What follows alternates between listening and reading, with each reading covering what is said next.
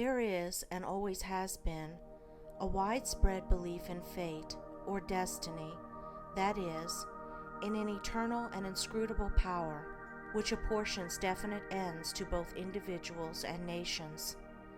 This belief has arisen from long observation of the facts of life. Men are conscious that there are certain occurrences which they cannot control, and are powerless to avert. Birth and death, for instance, are inevitable, and many of the incidents of life appear equally inevitable. Men strain every nerve for the attainment of certain ends, and gradually they become conscious of a power which seems to be not of themselves, which frustrates their puny efforts, and laughs, as it were, at their fruitless striving and struggle. As men advance in life, they learn to submit, more or less, to this overruling power which they do not understand, perceiving only its effects in themselves and the world around them, and they call it by various names, such as God, providence, fate, destiny, etc. Men of contemplation, such as poets and philosophers, step aside, as it were, to watch the movements of this mysterious power, as it seems to elevate its favorites on the one hand and strike down its victims on the other, without reference to merit or demerit. The greatest poets, especially the dramatic poets, represent this power in their works, as they have observed it in nature. The Greek and Roman dramatists usually depict their heroes as having foreknowledge of their fate, and taking means to escape it, but by so doing, they blindly involve themselves in a series of consequences which bring about the doom they are trying to avert. Shakespeare's characters, on the other hand, are represented, as in nature, with no foreknowledge, except in the form of presentiment, of their particular destiny. Thus, according to the poets, whether the man knows his fate or not, he cannot avert it, and every conscious or unconscious act of his is a step towards it. Omar Khayyam's moving finger is a vivid expression of this idea of fate. The moving finger writes, and having writ, moves on, nor all thy piety nor wit shall lure it back to cancel half a line, nor all thy tears wash out a word of it. Thus men in all nations and times have experienced in their lives the action of this invincible power or law, and in our nation today, this experience has been crystallized in the terse proverb, "Man proposes, God disposes." But contradictory as it may appear, there is an equally widespread belief in man's responsibility as a free agent. All moral teaching is an affirmation of man's freedom to choose his course and mold his destiny, and man's patient and untiring efforts in achieving his ends are declarations of consciousness of freedom and power. This dual experience of fate on the one hand and freedom on the other has given rise to the interminable controversy between the believers in fatalism and the upholders of free will, a controversy which was recently revived under the term determinism versus free will. Between apparently conflicting extremes, there is always a middle way of balance, justice, or compensation, which, while it includes both extremes, cannot be said to be either one or the other, and brings both into harmony, and this middle way is the point of contact between two extremes.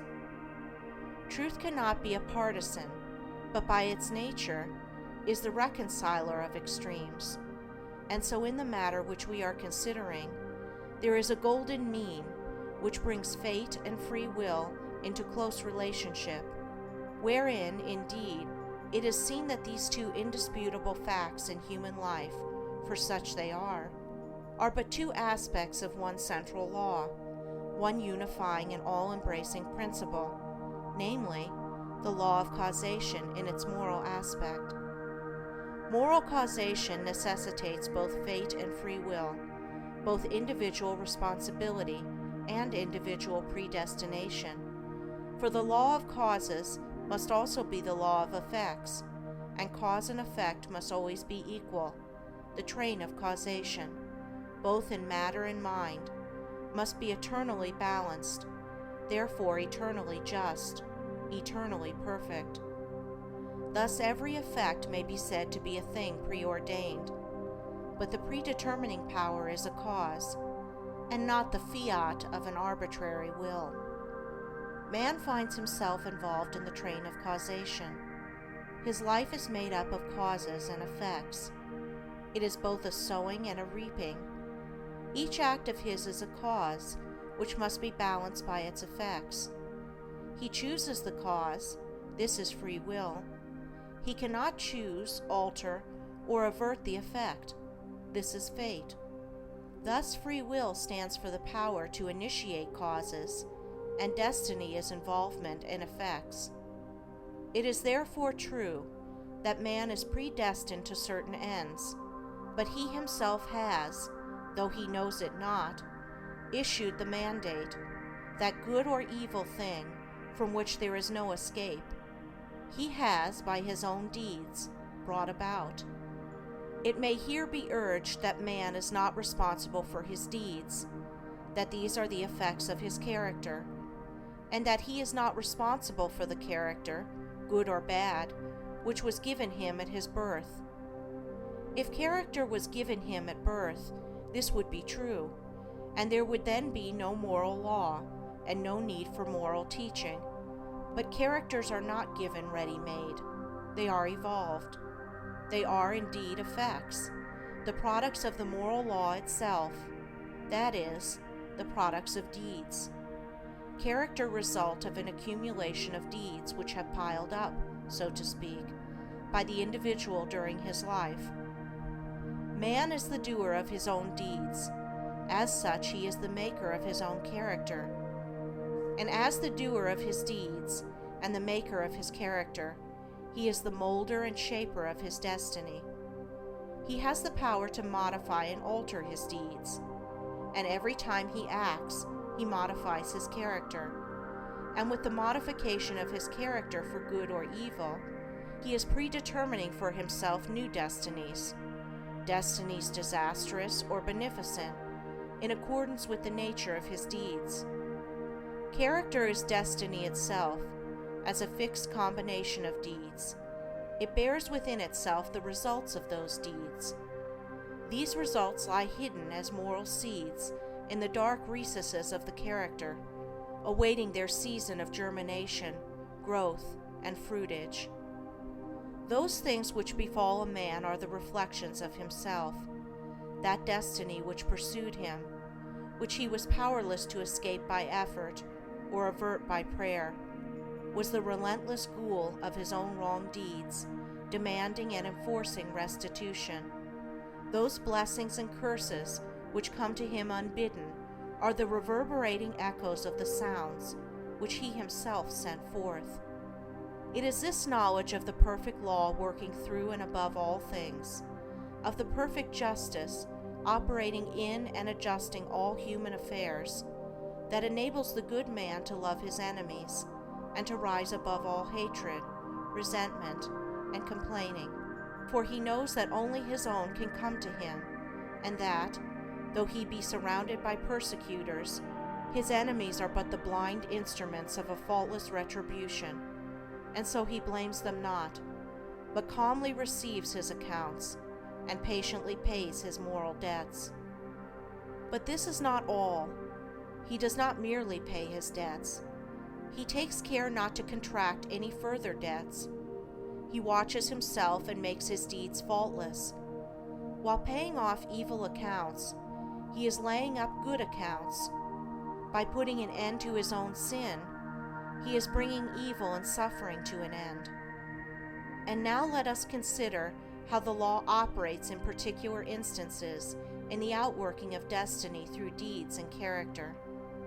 First, we will look at this present life, for the present is the synthesis of the entire past.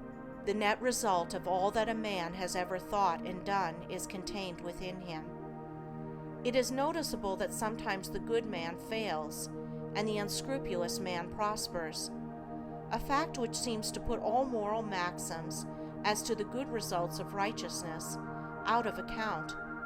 And because of this, many people deny the operation of any just law in human life, and even declare that it is chiefly the unjust that prosper. Nevertheless, the moral law exists, and is not altered or subverted by shallow conclusions. It should be remembered that man is a changing, evolving being. The good man was not always good. The bad man was not always bad. Even in this life, there was a time, in a large number of instances, when the man who is now just was unjust, when he who is now kind was cruel, when he who is now pure was impure. Conversely, there was a time in this life, in a number of instances, when he who is now unjust was just, when he who is now cruel was kind, when he who is now impure was pure. Thus the good man who is overtaken with calamity today is reaping the result of his former evil sowing. Later he will reap the happy result of his present good sowing, while the bad man is now reaping the result of his former good sowing. Later he will reap the result of his present sowing of bad. Characteristics are fixed habits of mind, the results of deeds. An act repeated a large number of times becomes unconscious or automatic. That is, it seems to repeat itself without any effort on the part of the doer, so that it seems to him almost impossible not to do it, and then it has become a mental characteristic. Here is a poor man out of work. He is honest and is not a shirker. He wants work and cannot get it. He tries hard and continues to fail. Where is the justice in his lot? There was a time in this man's condition when he had plenty of work. He felt burdened with it. He shirked it and longed for ease.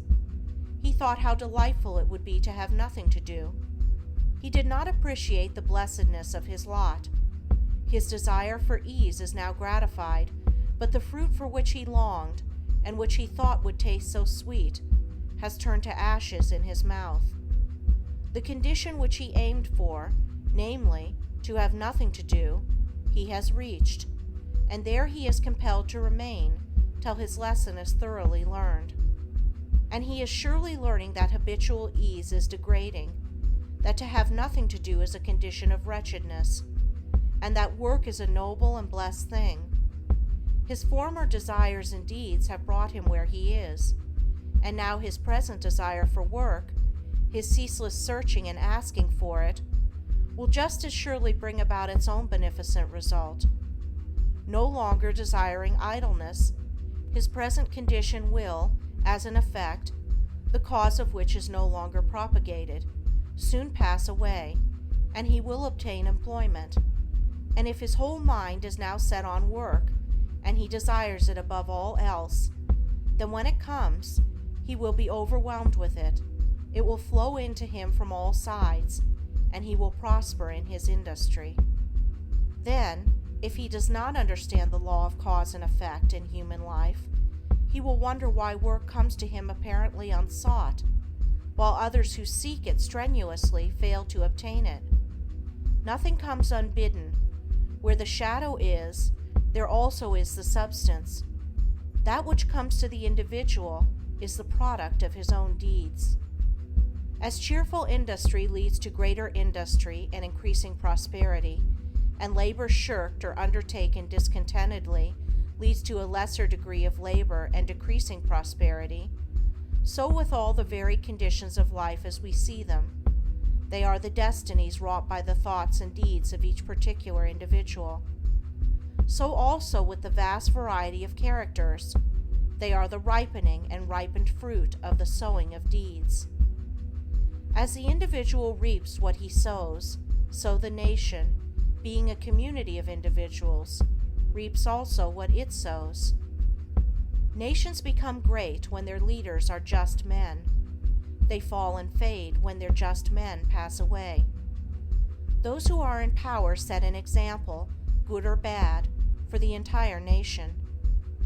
Great will be the peace and prosperity of a nation when there shall arise within it a line of statesmen who, having first established themselves in a lofty integrity of character, shall direct the energies of the nation toward the culture of virtue and development of character, knowing that only through personal industry, integrity, and nobility can national prosperity proceed.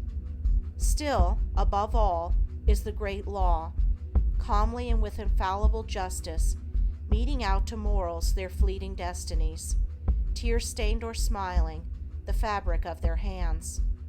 Life is a great school for the development of character, and all, through strife and struggle, vice and virtue, success and failure, are slowly but surely learning the lessons of wisdom.